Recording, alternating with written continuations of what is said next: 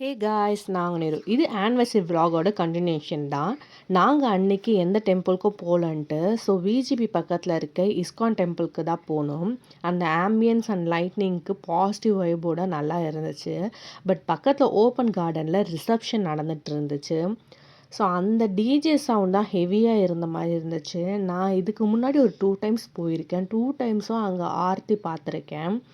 அவ்வளோ ஒரு டிவைன் ஃபீலிங்காக அங்கே சொல்கிற ஸ்லோகன் நம்ம மைண்டில் ஓடிட்டே இருக்கும். ஹரே ராம ஹரே ராம ராம ராம ஹரே ஹரே ஹரே கிருஷ்ணா கிருஷ்ண கிருஷ்ண ஹரே ஹரே.